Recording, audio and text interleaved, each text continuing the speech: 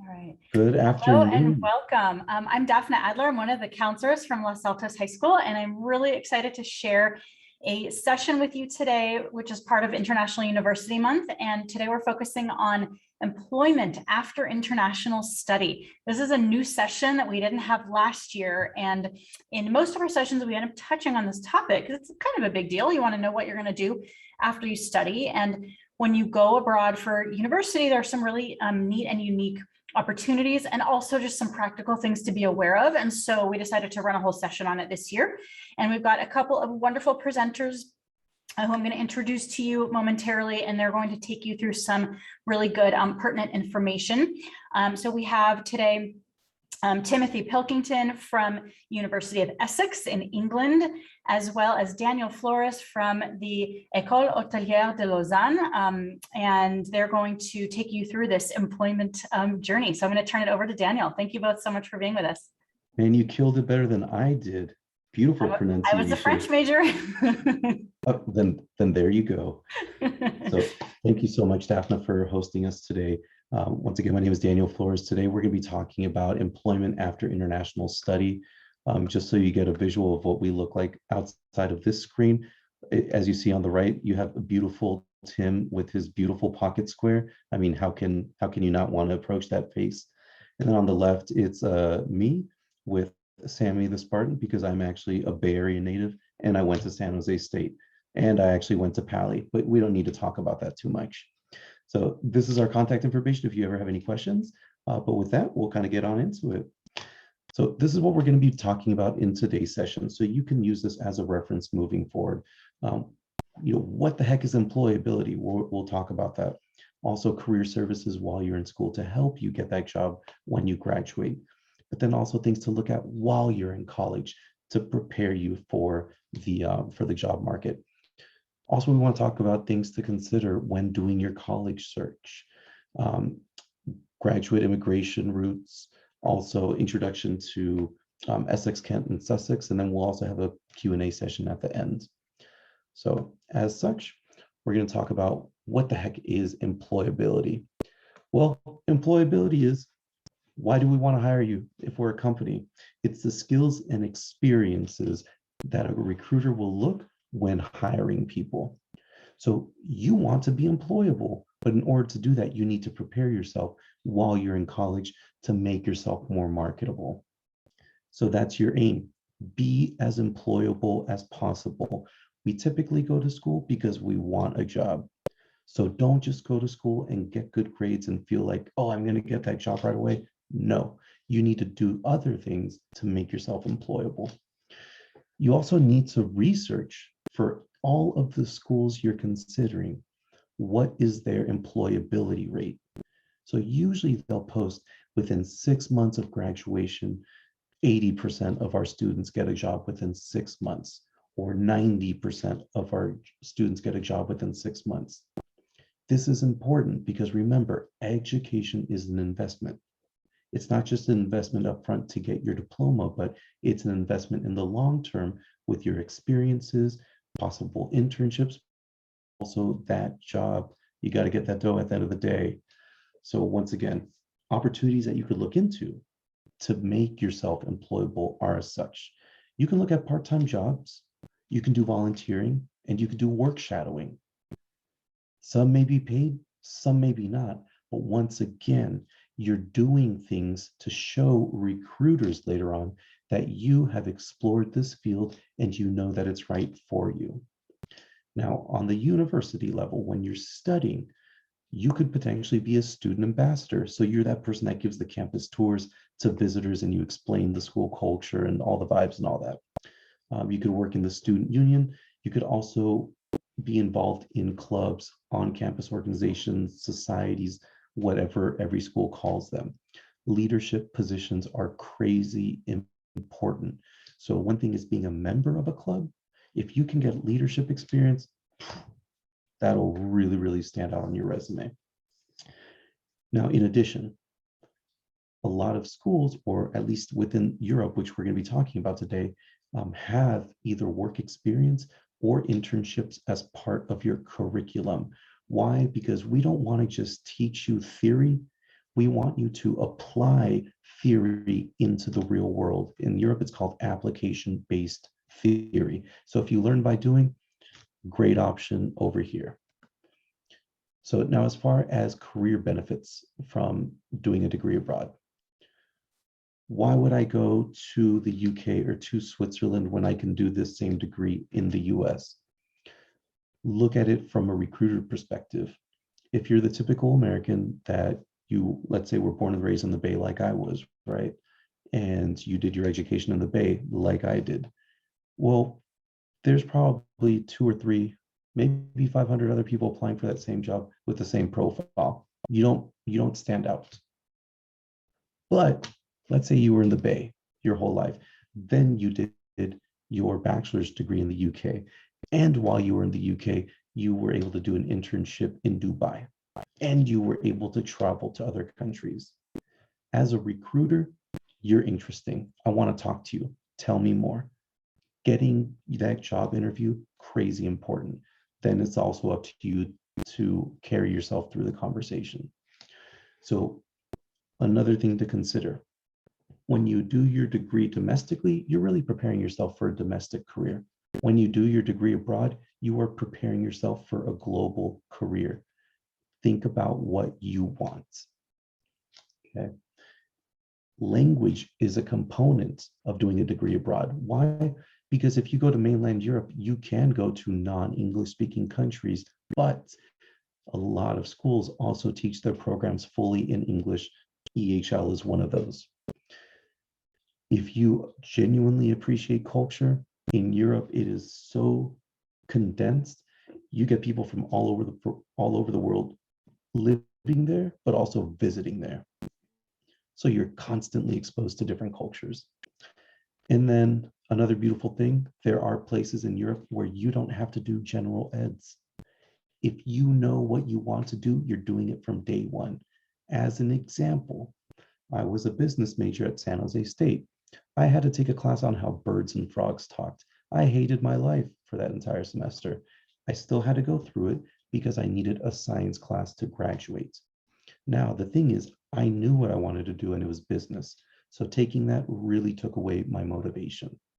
So if you know that you want to study psychology, biology, mechanical engineering, business, you can do that from day one when you do a degree in Europe. But mind you, if you also don't know, but you want that international exposure, UK, which Tim represents, he can talk a little bit more about that later on. Now, surveys were conducted and 64% of employers said international experience in a candidate is extremely desirable.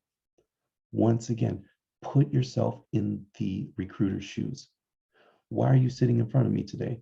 Well, man, I'm actually just really interested to know, why did you go to Switzerland for school? And how were you able to do an internship in Hong Kong and then another one in Colombia? Like, I want to get to know a little bit more about that because it's relevant. So consider these. And then also employee confidence continues to rise, where 69% of employers plan to recruit in the next 3 months. So make yourself marketable as early as possible. Now, internships or not, you have to think about, does the program or the school that I'm studying at offer internships? Once again, if you go to even whether it's a standard school or a top tier school and you get a degree, but you have no experience, you aren't marketable. Or better yet, you aren't as marketable as somebody who may have gone to the same school, but they have internship experience.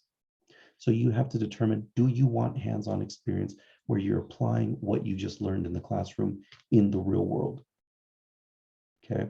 Once again, if you do internships too, if you're passionate about travel and you want to go to Turks and Caicos or Hawaii or Tokyo, but you study in the Bay and maybe there aren't those opportunities to do an internship abroad, you have to consider, well, is this a good fit for me? Because college is all about fit. Okay. Also think about the companies you can do internships in. If you've always wanted to work in Disney, EHL, for instance, we offer internship at Disneyland Paris. Things like that are a real thing. So consider that when looking at your schools. And also you have to think, is this important to me or not? Maybe people don't see the value in internships and it's not really going to be something that they look at.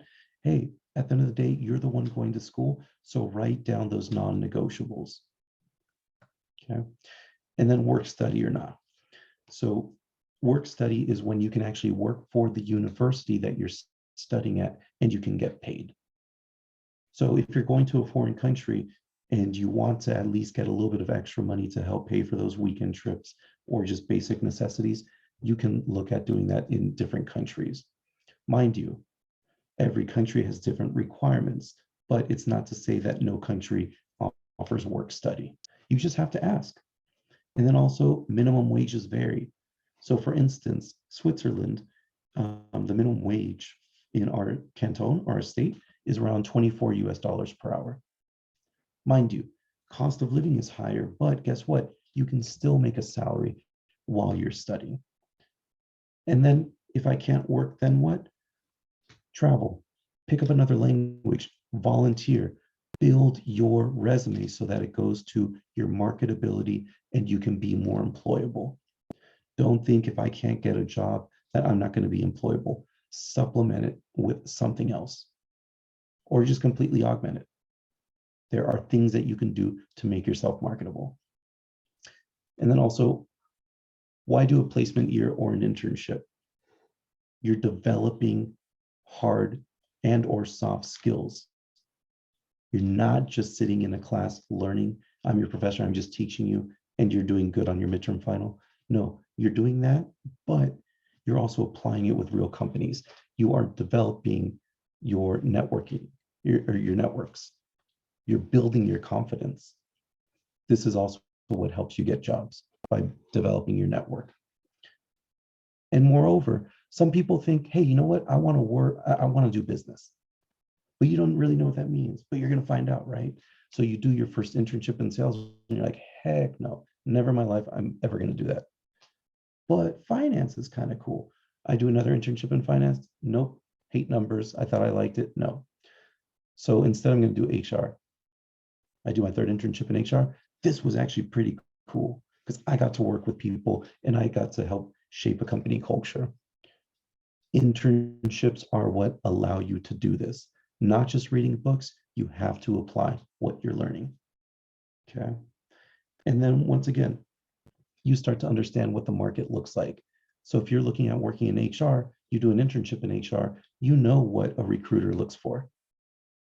So now you tailor your next internship to that. Or maybe you pick up another language because you're looking at working in a foreign country that speaks another language.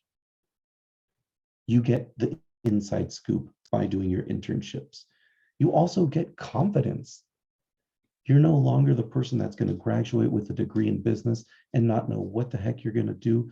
Why? Because you did internships along the way. You developed your network, you talked to professionals, you maybe traveled, and you got perspective. All this stuff helps you, and you can't put a price tag on that. It's a beautiful feeling. Okay. And then outside of that, you're doing this to secure your role and to get a job.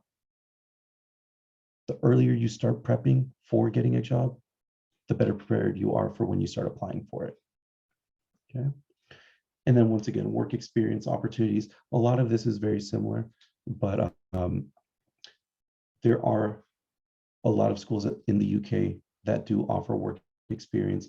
I can say at least for Switzerland, it may look more on the student services side, or maybe as a student ambassador. The range could be, you might work for 1 month, you might work for 1 year, maybe more. So there are possibilities to work, okay? And then sometimes you can actually use your work experience for course credits. Now I'd say that this applies more to the UK, but once again, this might work for that, okay? And the key thing here is you need to be proactive. Some schools may embed internships in their program, so you know you're going to get them and you know you're going to do them, but some schools may not. And you have to be proactive to search them out, use their networks, talk to alumni, talk to students, but still go for that internship or go to get some more work experience. Now, I'm going to go ahead and pass it off to Tim so he can kind of talk a little bit more about the course offerings. Awesome. Thank you so much, Daniel. Daphne, was there anything that you wanted to add in between our two bits? Nope, that's awesome. And I'm learning a ton too. This is fantastic. Thank you so much, Daniel. No problem, of course. Hello, everyone. My name's Tim. I work as the International Officer for North America at the University of Essex. And I'll be with you for the next half of this presentation. Thank you very much, Daniel, for starting it. I was also kind of interested in that module that you took. You said it was how birds and frogs talked? That sounded super interesting to me.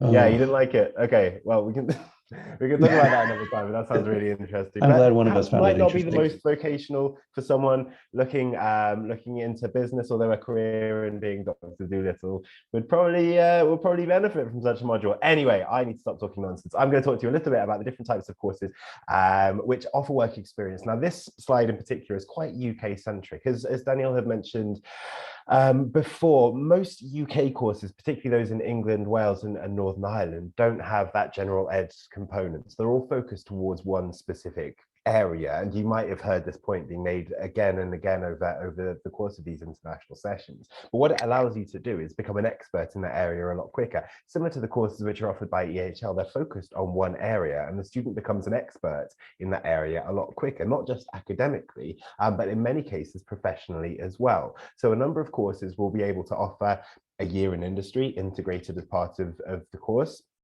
Or we'll have back schemes or placements over the course of the holidays as well, because remember, again, in the UK, but this will most likely count for a number of international destinations as well, your student visa wouldn't just last for the duration of term time, right? So you'd be able to spend your holidays in that country. We're going to go into a bit more detail later about the different types of visa restrictions which will occur there, but most students will be able to work alongside their degrees, not just on campus, but off campus as well, opening up a world of opportunities with regards to working experience. Now, for a number of UK courses, and this actually slide is specific to the University of Essex, these are all of the different courses we have, which offer work experience opportunities, many of which Daniel had spoken about before. And the important thing to remember is that it will differ entirely between universities in terms of the different opportunities that they offer.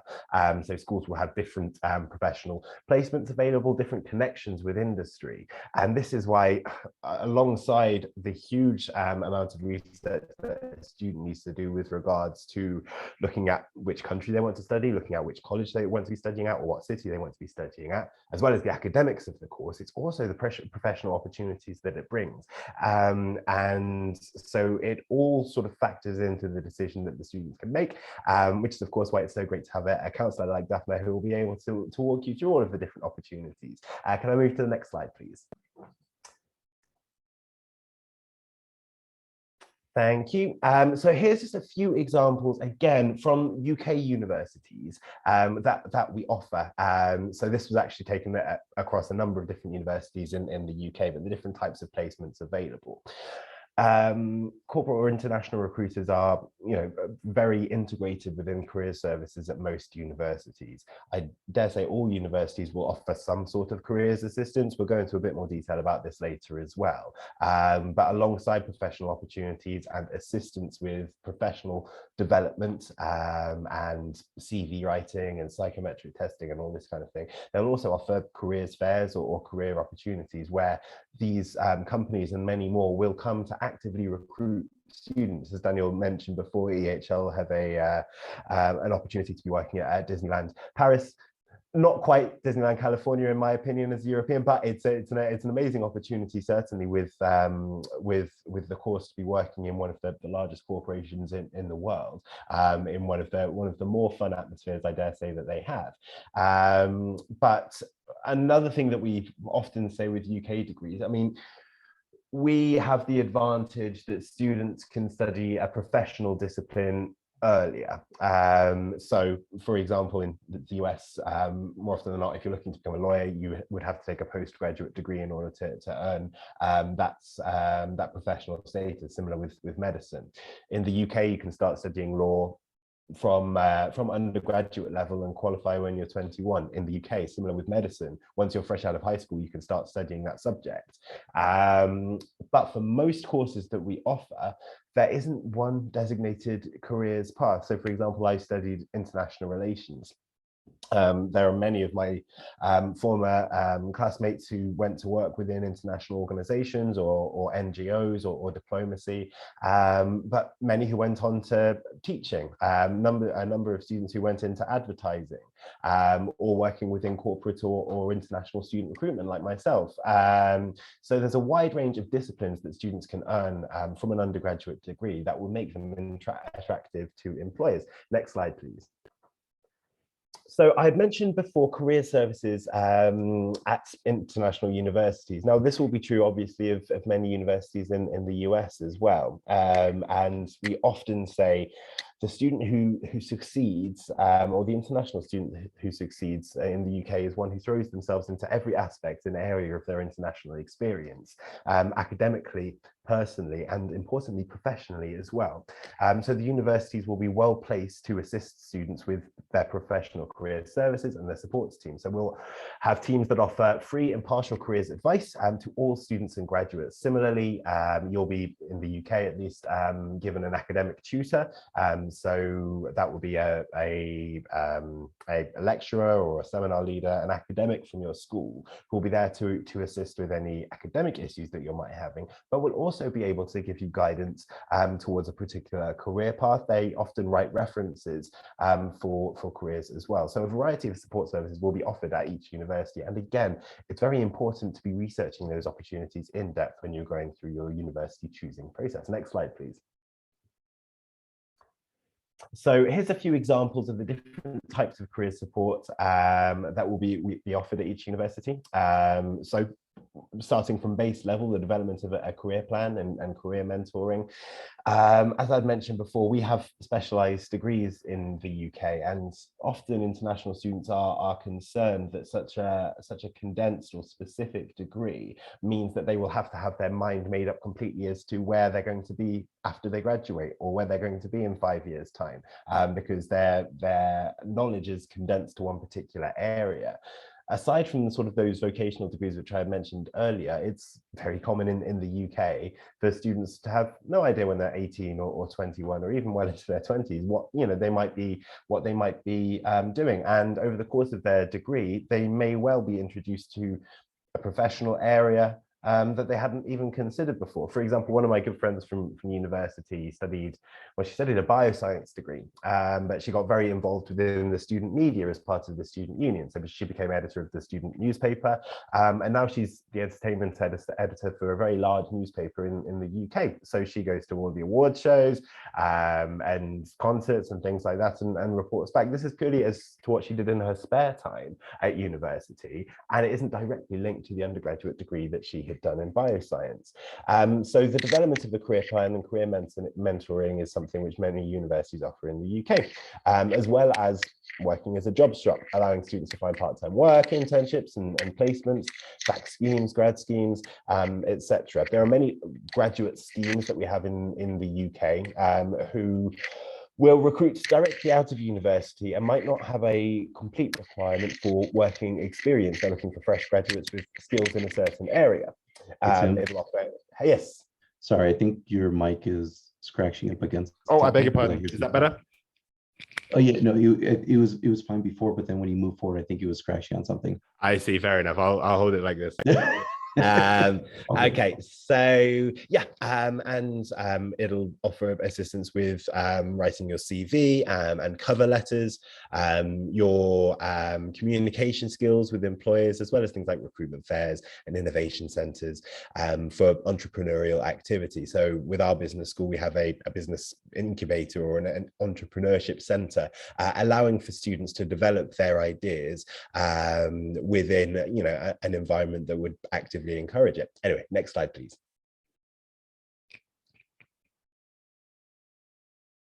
So again, these are quite UK centric, and perhaps if Daniel has specific resources that he would recommend for Switzerland, he'd be able to put them in the chat.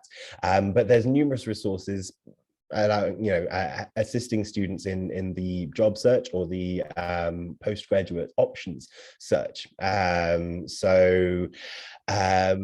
of them, like prospects, and or indeed students are able to find jobs from around the world, and specifically university placement jobs. There is the UK Council for International Student Affairs, which actually has a very wide purview, including visa advice, application advice, as well as postgraduate support. There's Find a Masters, where students will be able to find a specific master's programs that will correspond with their interests.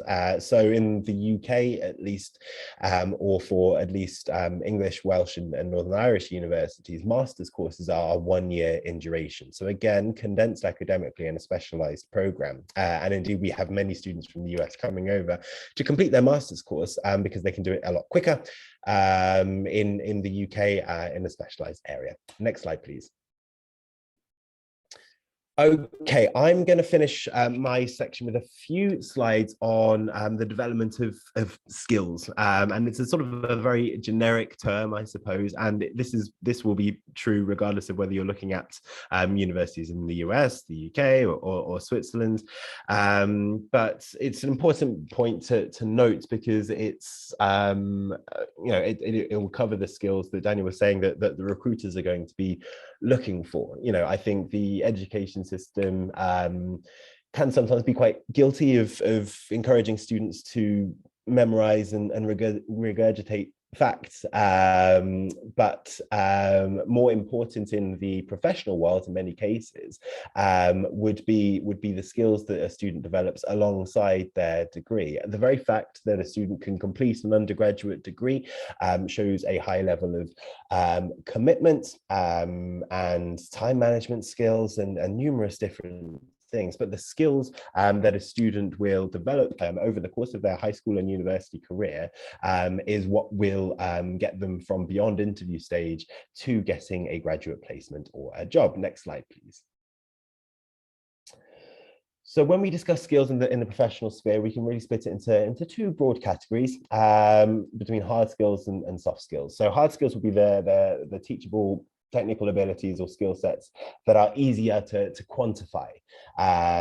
So things like computer programming, for example, or accountancy or use of accountancy software.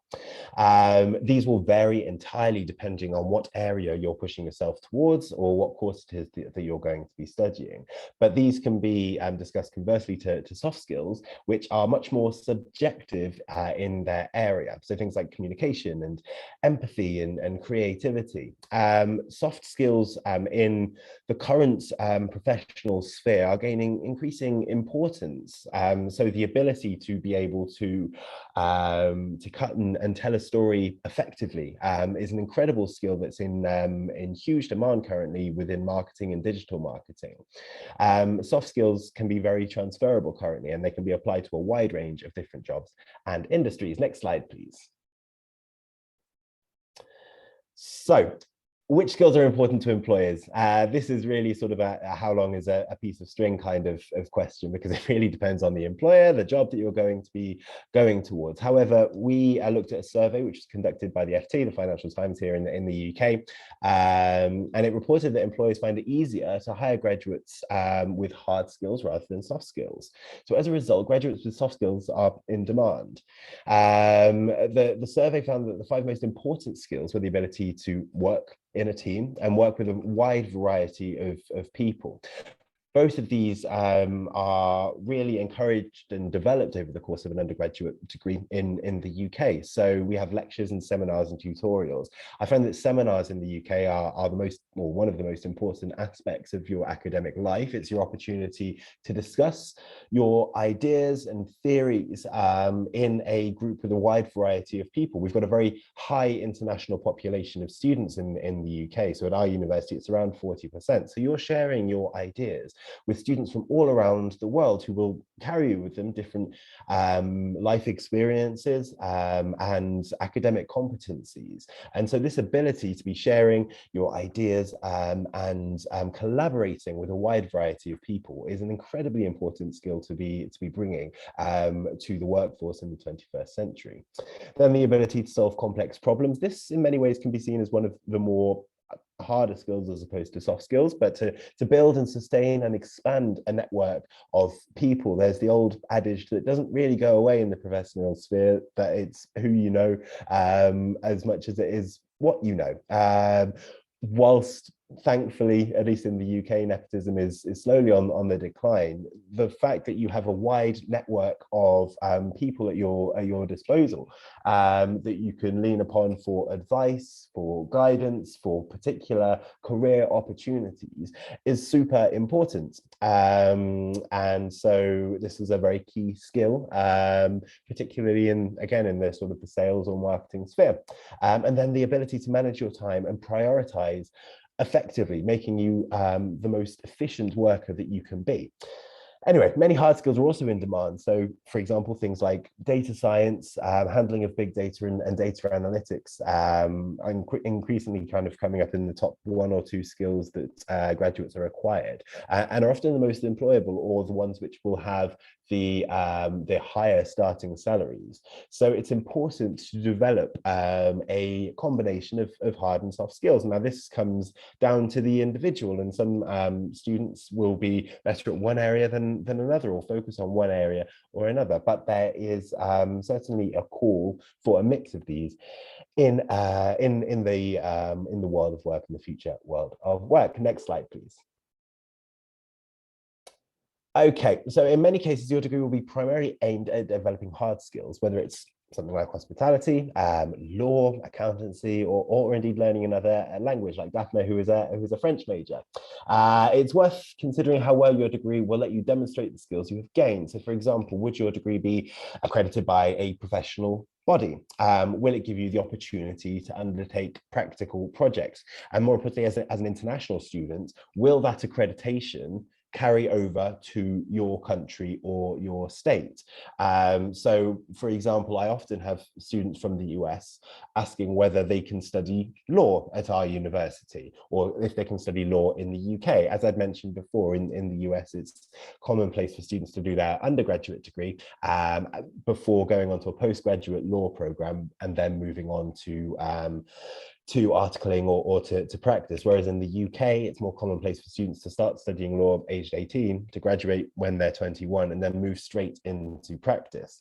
Now, whether this can be accepted in the US varies entirely on the state. So you can, in theory at least, use a UK law degree to qualify in New York, so you can challenge the New York bar with a UK law degree. Similarly, I believe that California doesn't need for you to have an undergraduate or an LLB or a JD in order to challenge the bar. So I think that's how Kim Kardashian is currently doing it. So technically, again, and I could be wrong about this, please feel free to correct me, Daphne, but you can use a UK law degree in theory to challenge the bar. But it's important, if you're looking towards a particular professional sphere, professional role, whether the accreditation or the accrediting bodies will carry over to your home country. It's also worth considering how transferable your degree would be. So it's important to check with your local regulatory bodies to see whether your degree is recognized by that body, or whether any additional testing or coursework or professional experience is required ahead of doing so. Next slide, please. So soft skills can be developed in many ways, including things like part-time jobs. As I said, in the UK, you can work on or off campus, and there are many jobs available that students will be able to do. Placements and internships, voluntary or society positions. So in the UK, we have societies as opposed to things like Greek life. So you can be the president of a given society, or you can be the treasurer, etc. Or your course. So you may naturally have lots of soft skills. You might be a very personal person, for example, and find it easy to communicate with others. But it's still very important to be able to demonstrate them in a professional or a societal sphere. Next slide, please. Okay, this will be the last slide from myself, and I just thought it will be worth noting the visa restrictions or requirements that come with a UK student visa. So when you come to the UK on a student visa, you'll be going under the student visa route. Whilst you're studying, this will allow you to work for 20 hours per week whilst you're studying. And then during the holidays, the restrictions are lifted, allowing you to work for as long as you want effectively, allowing you to pursue many placements, internships, vac schemes, etc. Further to this, once you have completed an undergraduate degree in the UK, you're then allowed to stay and live and work in the UK without the need for a company to sponsor your time there. So you can work at any level. So if you enjoyed your time in the UK and you wanted to continue your time in the UK, to start your career path in a given area, you're able to do so, which is a really interesting development which has happened with our visa systems over the course of the last year. So essentially, after your 3-year undergraduate course, you'd be able to stay for an additional 2 years, giving you 5 years in the UK. And then beyond that, the company that you had been working for may well be able to sponsor you, and you can kind of continue your life in the very rainy UK. Now, that's everything for myself. I believe that the next slide would be the Irish rules. Unfortunately, our colleague from Limerick wasn't able to make the session today. Daniel, I'm not sure if you've got anything specific you'd like to say about Switzerland and how that works with yourself. Yeah, for sure. So for Switzerland, after completing your undergrad degree, you have up to 6 months to find employment. And then going to Tim's point too, you could work with a company that ends up sponsoring you so that you could stay for X amount of years afterwards. So the whole point is, when you do a degree abroad, you have the ability to stay in the country that you completed your degree to look for work there, or even if it's part of the European Union, that too.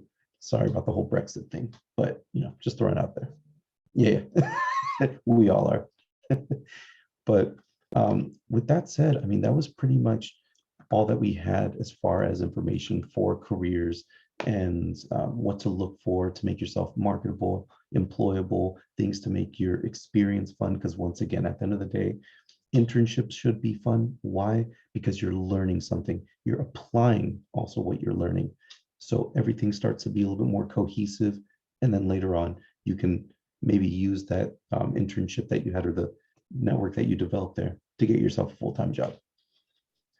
Amazing. Thank you both so much. Wow, that was kind of a Brexit zinger there.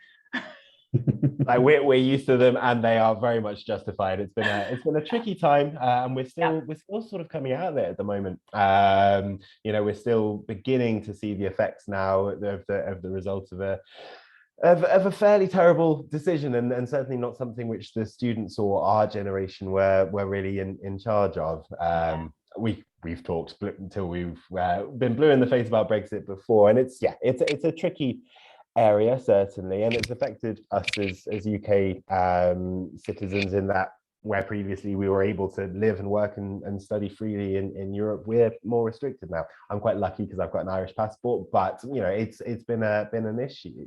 But what that conversely has done is that it's meant that in the UK we're having less sort of youth mobility coming to the UK. So we're having less students from the European Union, unfortunately, come over to the UK and live and settle here. So as a result, the government has said, well, how can we get more wonderful young international people here? And so we've introduced things like the post-study work visa for international students. So our loss, I suppose, is countries like America's gain, in that we're a bit more open now to letting younger people stay and live here. But yeah, sorry, I tend to babble on about Brexit quite a lot, so you'll have to. It's important. It's important now. And I think you're right. For American students, they have to get a visa one way or another, so it probably doesn't make like as huge of a difference anyway.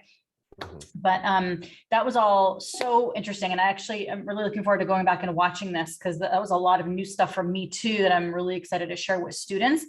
And I think, most students will find that a lot of what you talked about is relevant anywhere, but it's kind of like exponential, I think, when we talk about international study, because of just all the exposure that you get. And, when you submit resumes to an employer and they see that they're not going to a UC, nothing against UCs, but it's just something so different. It's like an automatic conversation starter, and shows so many good qualities about students. And so I'm really excited for our students who are taking this leap, and we'll find all these like incredible opportunities. And another difference too is like, in the US, we definitely have a number of universities that incorporate work placement or like a co-op situation, but it's not a given. And in Europe, it seems to be so integral to so many programs and universities. And I love how the universities make it easy to just like tack on another year as a work placement or a study abroad, and really just like integrate that very seamlessly into most programs. So yeah, again, just amazing opportunities for kids, if they're willing to look beyond the US. So thank you both. It's terrific. Not at all. Thank you very much for having us Thank again. you. And yeah, if there's any questions, our email addresses were both at the start of the presentation, weren't they? So please feel free to get in touch at any time, and we'll be happy to help. Yep. And then I'm happy to connect students with either of you as well. Any last comments that either of you want to add? I mean, I'll kind of piggyback off what you were saying earlier, but I think for the one thing students really need to consider is, do I want a local career, a national career, or do I want the world to be my oyster? And if it's the latter, do a degree abroad, hands down. And I'll put it in my context. Born and raised in the Bay, went to San Jose State. If I were to graduate and try to get a job at a luxury goods store in Dubai, I never studied with anybody from Dubai. I never traveled to Dubai. I never did internship in Dubai. And maybe we don't have alumni in Dubai. That's all an uphill battle. Now, I do a degree abroad, study with somebody from Dubai, traveled there over the weekend, maybe did an internship there, and we have over 30,000 alumni working in over 150 countries at EHL. That's Agreed. a lot easier to actually get that interview and possibly that job. So determine who you want to be, and then figure out what school is going to get you there. Don't settle on a school, don't settle on a program, because ultimately it's your 3 to 5 year investment. Don't waste it, but be realistic with your expectations too. Mm-hmm. Yeah, excellent advice. Absolutely. I absolutely agree with that. Yeah, I think becoming a global citizen is for many students a very obtainable goal that can happen with international study. And as Daniel says, it's international study is in many ways an easier route towards this, because you begin developing your potential sphere of influence and future colleagues a lot earlier in your university career. You open up those opportunities a lot earlier just by having a more diverse range of spectrum of opportunities from your undergraduate experience. So yes, I definitely agree with that. It's an excellent point, and it's a good one to finish on, I think. Yeah, absolutely. This was so much great insight. And my guess is that we have many students who like the thought of a global career would be really cool to them, and they just haven't thought about it yet. Mm-hmm. And so having these webinars to draw on, I really hope will get those students thinking like, hey, I kind of had this long-term idea that sounded cool, but didn't really know how to get there. And this is an amazing pathway to take them in that direction. So again, I thank you both. I appreciate you both being with us today. And I will send students your way if they have any questions. Perfect. Thanks so much, Daphne. Thank you so much. Thanks. Great to see you as well, Daniel. Take care. All right, later. Definitely.